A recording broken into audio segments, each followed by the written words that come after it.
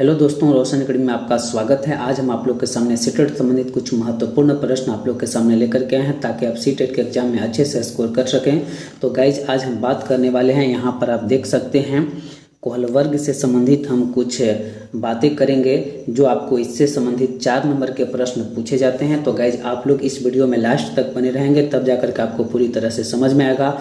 आधा वीडियो देखते हैं, आधा छोड़ देते हैं, इस वजह से आपको प्रॉब्लम क्रिएट होते हैं। इसलिए इस वीडियो को लास्ट तक देखने की प्रयास करें, तब जाकर के आप पूरी तरह से समझ सकेंगे।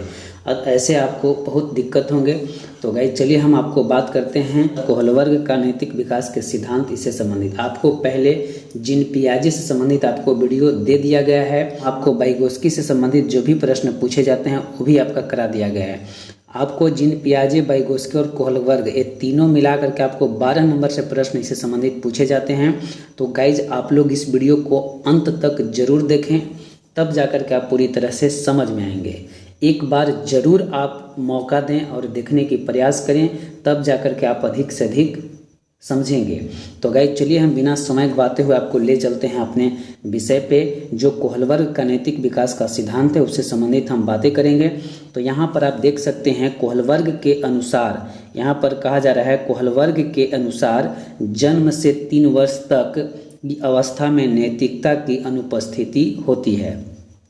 कोहल वर्ग महोदय कहते हैं कि जन्म से 3 वर्ष तक की अवस्था में नैतिकता की अनुपस्थिति होती है, क्योंकि इस स्तर पर उसे यह नैतिक समझ नहीं होती है।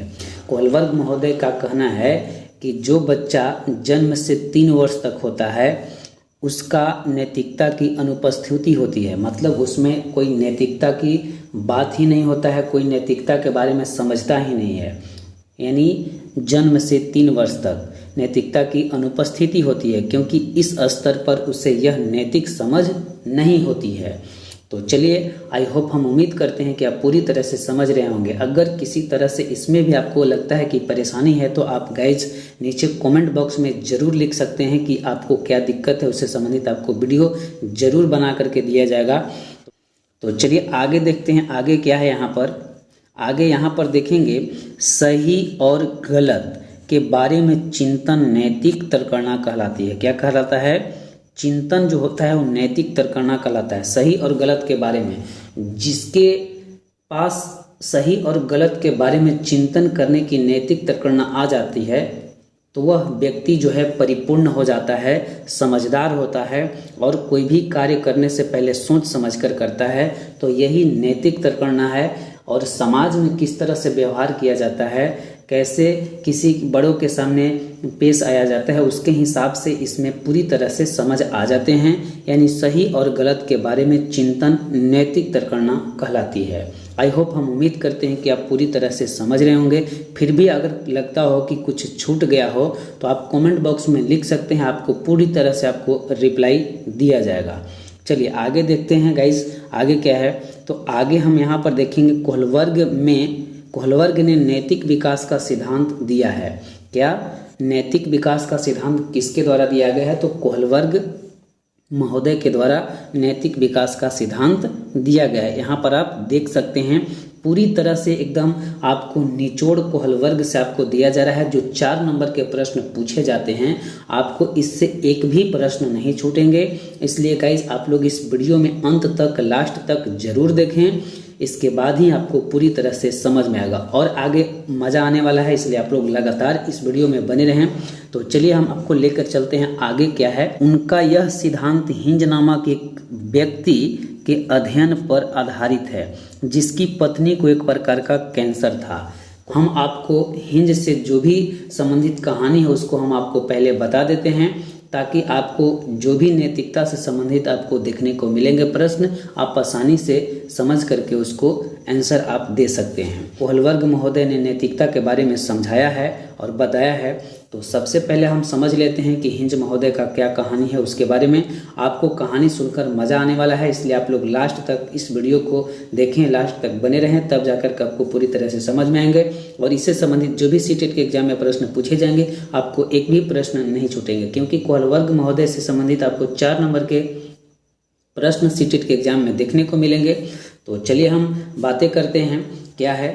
यहाँ पर देखेंगे कि जो हिंज नामक एक व्यक्ति हैं, उनकी एक पत्नी है, उनकी एक पत्नी का कैंसर है एक प्रकार का। तो उनके कैंसर को इलाज कराने के लिए हिंज महोदय एक डॉक्टर के पास जाते हैं, और डॉक्टर के पास जाते हैं तो कुछ दवाई के लिए पैसे मांगते हैं डॉक्टर। तो पैसा उनके पास उतना होता नहीं है हिंज महोदय के पास, तो पैसा न होने के कारण वो पूरी तरह से अपनी पत्नी को इलाज नहीं करा पाते हैं, क्योंकि डॉक्टर जो है अपनी मोटी रकम दवा के लिए मांगते हैं तो उतना देने में सक्षम नहीं होते हैं।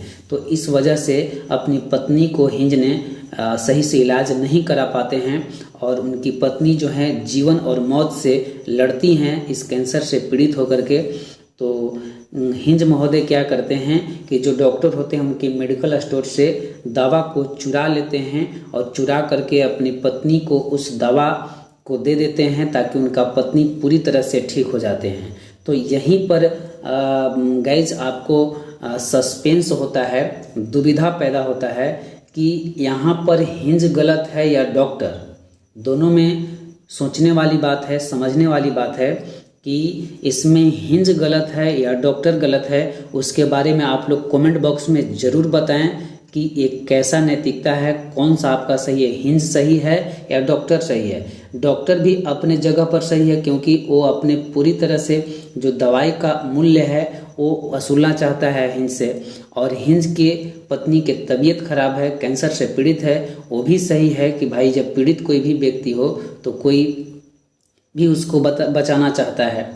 तो उस स्थिति में हिंज गलत है या डॉक्टर गलत है, आप लोग कमेंट बॉक्स में ज़रूर लिखें, और आपको हम आगे बताने वाले हैं, इसलिए आप लोग इस वीडियो में लगातार बने रहें। चलिए आगे देखते हैं, आगे क्या है। बाद में कोहलवर्ग ने 10 से 16 वर्ष के बालकों पर अपना प्रयोग किया। जो प्रयोग किए हैं कोहलवर्ग महोदय, वो आपको 10 से 16 वर्ष के बालकों पर अपना प्रयोग किए हैं। चलिए आगे देखते हैं गाइस, आगे आपको क्या मिलता है। यहाँ पर आगे है, कोहलवर्ग के सिद्धांत में 3 शब्द महत्वपूर्ण है।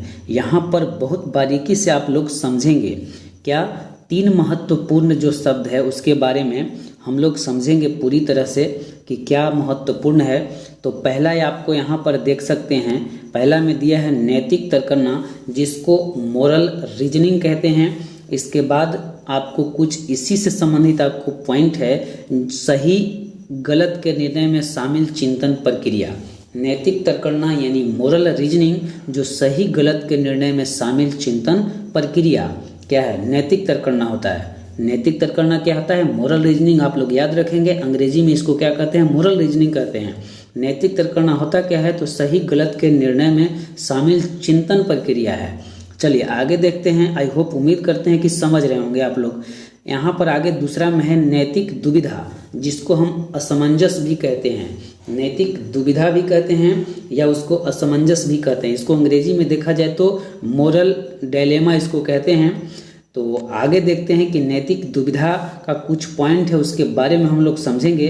नैतिक दुविधा जो असमंजस, जो मोरल डायलेमा है, वो सही गलत निर्धारण करने की दुविधा को पैदा करता है। नैतिक दुविधा यानी असमंजस जो है वो सही गलत निर्धारण करने की दुविधा को पैदा करता है। चलिए हम देखते हैं क्या है। तो यहाँ पर आप देख सकते हैं सही गलत निर्धारण करने की दुविधा ना, नैतिक दुविधा असमंजस क्या हुआ, सही गलत निर्धारण करने की दुविधा। आगे चलते हैं, आगे क्या है, तो नैतिक कार्यवाही है, जिसको मोरल एक्शन कहते हैं। क्या कहते हैं, मोरल एक्शन। नैतिक कार्यवाही जिसको मोरल एक्शन कहते हैं, इसके अंतर्गत सही गलत पर विचार करने के बाद नैतिक व्यवहार होता है। ठीक है, तो आप लोग कमेंट बॉक्स में जरूर लिखेंगे। आपको कोहलवर्ग के जो भी 3 शब्द महत्वपूर्ण है उसको हम आपको बता चुके हैं। अब हम आपको हिंज और डॉक्टर का जो कहानी है उससे रिलेटेड भी हम आप लोग को कहानी बता चुके हैं। तो आप लोग कमेंट बॉक्स में जरूर लिखें कि हिंज गलत है या डॉक्टर गलत है। इसके बारे में आप लोग जरूर कमेंट बॉक्स में जवाब दें। चलिए आगे देखते हैं, आगे क्या है, नैतिक तर्कणा। नैतिक तर्कणा के हम लोग बारे में सबसे पहले जान लेते हैं, जिसको मोरल रीजनिंग कहते हैं। तो इसके लिए बच्चा जो है, नैतिक तर्कणा के लिए क्या होता है, बच्चा लंबा चौड़ा सोचता है वही जो है नैतिक तर्कणा होता है। बच्चा नैतिक तर्कणा में लंबा चौड़ा जो सोचता है वही नैतिक तर्कणा होता है। चलिए आगे देखते हैं, आगे क्या है, नैतिक दुविधा, जिसको हम असमंजस कहते हैं। नैतिक दुविधा, हिंज गलत है या दावा बनाने वाला डॉक्टर। इसमें आपको हम पहले ही आपको बता चुके हैं कि इसमें कौन है गलत है कौन सही है, तो आप लोग कमेंट बॉक्स में जरूर लिखें कि कौन गलत है कौन सही है। नैतिक दुविधा जिसको हम असमंजस कहते हैं, तो इसमें आपको आंसर बताना है कि हिंज गलत है या दावा बनाने वाला डॉक्टर। चलिए आगे देखते हैं, आगे क्या है कि कार्यवाही, अगर किसी की जान बच रही है तो चोरी कर लेना भी पाप नहीं है। यहाँ पर नैतिक कार्यवाही कहता है अगर किसी की जान बच रही है तो चोरी कर लेना भी पाप नहीं है। तो चलिए आई होप, हम उम्मीद करते हैं गाइज कि आप पूरी तरह से समझ रहे होंगे। चलिए आगे चलते हैं और मज़ा आने वाला है। आप लोग केवल इस वीडियो को देखते जाएं और पूरी तरह से सीटेट से संबंधित आपको एग्जाम एग्जैक्ट आपको प्रश्न देखने को मिलेंगे। बिल्कुल एकदम चुनिंदा आपको दिया जा रहा है, ताकि आपको केवल जा करके वहाँ पर एक बार पढ़ लेंगे तो आप आसानी से आंसर को कर सकेंगे। तो यहाँ पर देखेंगे अवस्थाएं व चरण, इससे संबंधित हम बात करेंगे। अवस्थाएं व चरण, कोहलवर्ग के नैतिक विकास की 3 अवस्थाएं हैं तथा प्रत्येक अवस्था में 2-2 चरण हैं। तो इस पे भी हम पूरी तरह से हम फोकस करेंगे और अधिक से अधिक समझने की प्रयास करेंगे। कोहलवर्ग के नैतिक विकास की 3 अवस्थाएं हैं। कितनी हैं? 3 अवस्थाएं हैं कोहलवर्ग के नैतिक विकास की, और तीनों अवस्था के प्रत्येक अवस्था में 2-2 चरण हैं। यहाँ पर देखेंगे पूर्व परंपरावादी, पूर्व रूढ़िगत, पूर्व नैतिक चरण, ये आपको तीनों एक ही होते हैं। पूर्व परंपरावादी, पूर्व रूढ़िगत, पूर्व नैतिक चरण जो 4 से 10 वर्ष तक होते हैं। कितने होते हैं? 4 से 10 वर्ष तक होते हैं। इससे संबंधित जो भी आपको ऑप्शन में दिखेंगे तो आप आसानी से कर लेंगे, और इसको याद रखेंगे कि पूर्व परंपरावादी अगर पूछे या पूर्व रूढ़िगत पूछे या पूर्व नैतिक चरण पूछे तो एक ही है, कोई भी पूछ सकता है। और इसका क्या वर्ष है तो आपको 4 से 10 वर्ष तक। यहाँ देखते हैं यहाँ क्या है, तो इस अवस्था में नैतिक तर्कणा दूसरे लोगों के मानकों से निर्धारित होती है ना। पूर्व परंपरावादी, रूढ़िगत, पूर्व रूढ़िगत या पूर्व नैतिक चरण जो 4 से 10 वर्ष तक होते हैं, इसमें क्या होता है कि इस अवस्था में नैतिक तर्कणा जो होते हैं दूसरे लोगों के मानकों से निर्धारित होते हैं, क्योंकि 4 से 10 वर्ष तक की जो अवस्था होती है, एज होता है, इसमें नैतिक तर्कणा जो होता है दूसरों लोगों के मानकों से निर्धारित होती है, वो अपने आप नहीं। अब अगला व्यक्ति जो है से उसके सामने कैसे क्या कर रहा है उस पर निर्भर करता है, उसी के आधार पर ये नैतिक तर्कणा होता है। यानी दूसरों लोगों के मानकों से निर्धारित होती है, ना कि अपने से खुद करता है 4 से 10 वर्ष के एज में। चलिए आगे देखते हैं, दंड एवं आज्ञाकारिता उन्मुखता, जो आपको अवस्थाएं बताया गया ऊपर में, उसके 2-2 चरण हैं। सभी चरण पर हम फोकस करेंगे पूरी तरह से डिटेल्स में। आप लोग इस वीडियो को देखें, लास्ट तक समझें, क्योंकि आगे और मज़ा आने वाला है। तो यहाँ पर आप देखेंगे दंड एवं आज्ञाकारिता उन्मुखता, इस अवस्था में बच्चे व्यवहार दंड से बचने के लिए या बड़ों की आज्ञा मानने के लिए करते हैं। दंड एवं आज्ञाकारिता उन्मुखता जो है, इस अवस्था में बच्चे क्या करते हैं, चाहे तो व्यवहार दंड से बचने के लिए या बड़ों की आज्ञा मानने के लिए करते हैं। तो हम लोग पूरी तरह से एग्जाम्पल के माध्यम से समझते हैं कि क्या है दंड एवं आज्ञाकारिता उन्मुखता। तो यहाँ पर देखेंगे दंड एवं आज्ञा पालन माता पिता का नियंत्रण। आज्ञा पालन बच्चे 2 ही स्थिति में करते हैं, चाहे तो दंड के कारण या फिर माता पिता का नियंत्रण यानी दबाव है, इस वजह से वो क्या करते हैं, आज्ञा को पालन करते हैं। मान के चलिए कि घर में 2 बच्चे हैं, एक लड़का है एक लड़की है, और माता पिता के द्वारा खिलौना ला करके दिया जाता है, और जो बड़ा बेटा है और पूरी तरह से वो खिलौना ले लेता है और छोटी बहन को नहीं दे पाता है, तो माता पिता उनके कहते हैं कि कुछ खिलौने जो है अपने छोटी बहन को दे दो। अब यह जो लड़का है वह पूरी तरह से सस्पेंस में है, यह दुविधा में हो जाता है कि खिलौना दूं या न दूं। नैतिक दुविधा को यही पैदा करता है।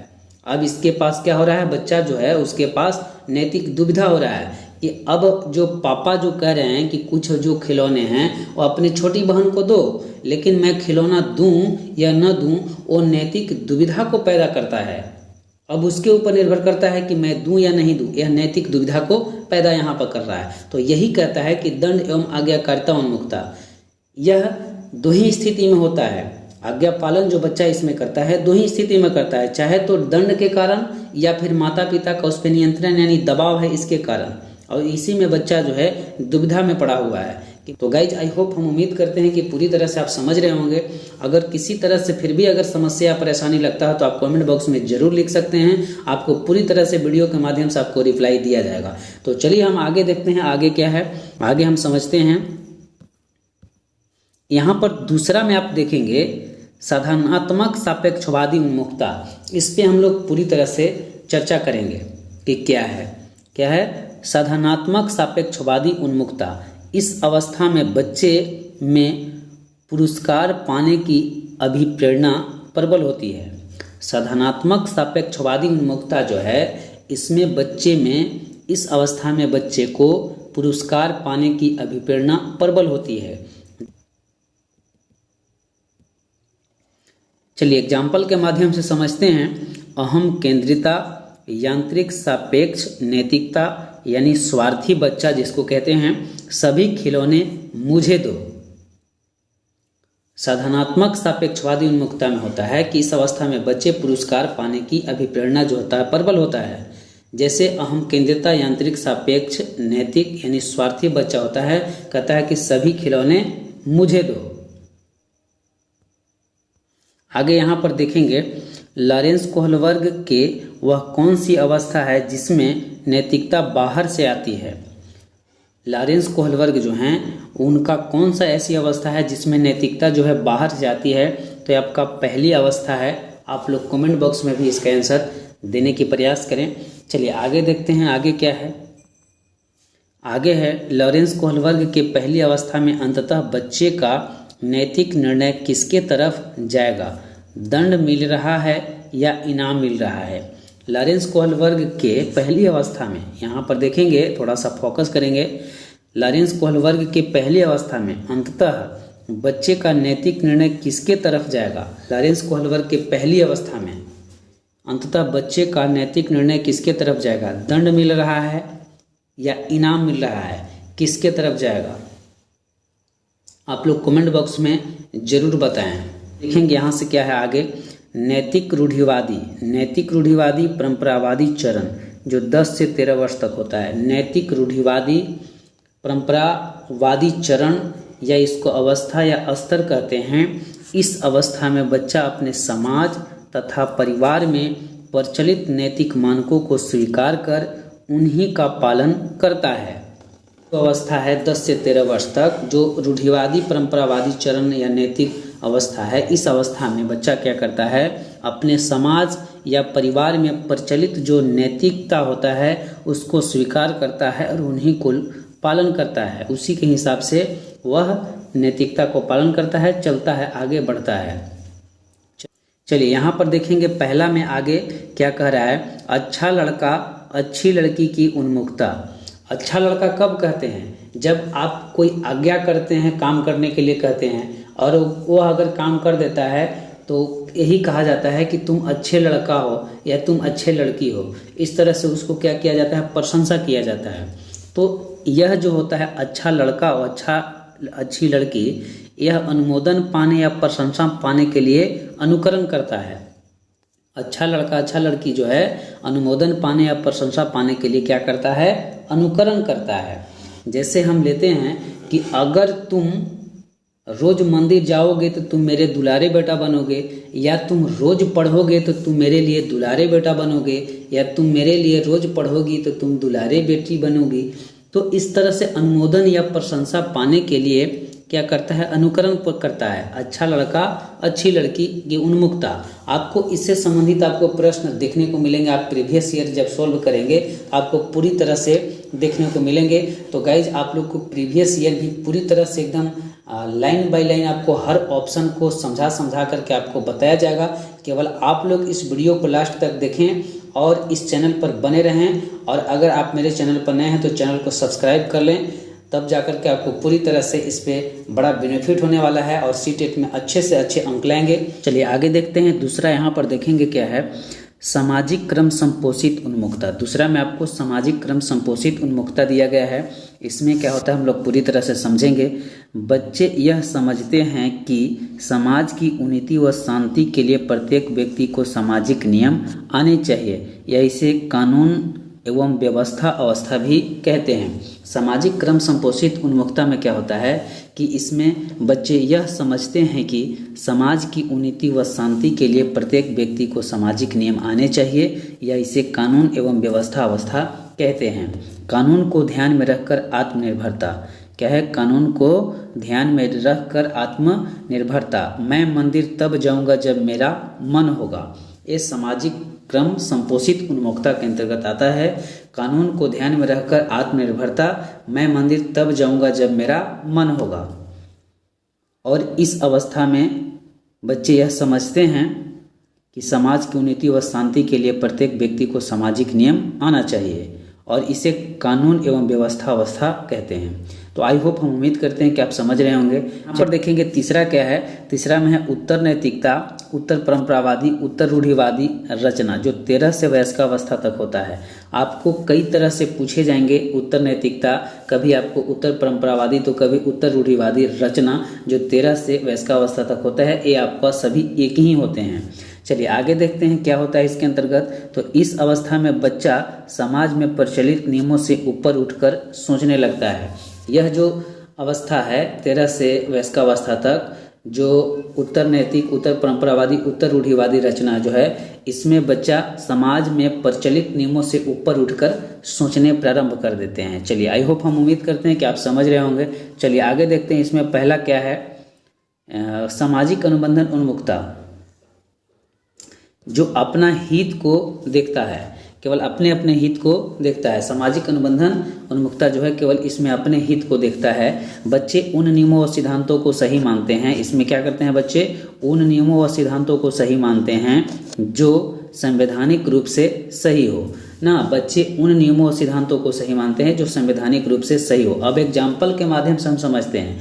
जैसे में है कि ग्राहक दुकानदार से कहता है कि मैं 20 रुपया देता हूँ और तुम एक पानी के बोतल दो। एग्जाम्पल जो है अपने हित के बारे में सोच रहा है, इससे संबंधित एग्जाम्पल को दर्शा रहा है। आगे देखेंगे इसमें क्या है, आपका एक दूसरा नंबर होगा, आपको टाइपिंग मिस्टेक है। यहाँ पर देखेंगे सार्वभौमिक सार्वत्रिक नैतिकता सिद्धांत उन्मुखता। इसमें होता है सार्वभौमिक सार्वत्रिक नैतिक सिद्धांत उन्मुखता में इस अवस्था में बच्चे केवल स्वयं का नहीं बल्कि सभी के हित को सोचते हैं। समाज कल्याण की भावना उनमें उत्पन्न होने लगती है। सार्वभौमिक सार्वत्रिक नैतिकता सिद्धांत उन्मुखता जो होता है, इसमें केवल स्वयं का नहीं बल्कि सभी के हित के बारे में सोचते भी हैं। समाज कल्याण की भावना उत्पन्न इसमें होने लगता है। तो आई होप हम उम्मीद करते हैं कि आप समझ रहे होंगे। तो चलिए हम लोग एग्जाम्पल के माध्यम से समझते हैं कि समाज कल्याण की भावना इनमें कैसे उत्पन्न होता है। तो यहाँ पर आप देखेंगे इसमें परोपकार की भावना उत्पन्न होने लगता है। क्या होता है? इसमें परोपकार की भावना उत्पन्न होने लगता है। अब है कि तुम प्यासे हो, मुझसे 20 रुपए लेकर पानी पी लो। अब इसमें क्या कर रहा है?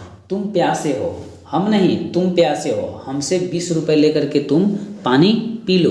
अब इसमें क्या है? समाज कल्याण की भावना उत्पन्न हो रही है।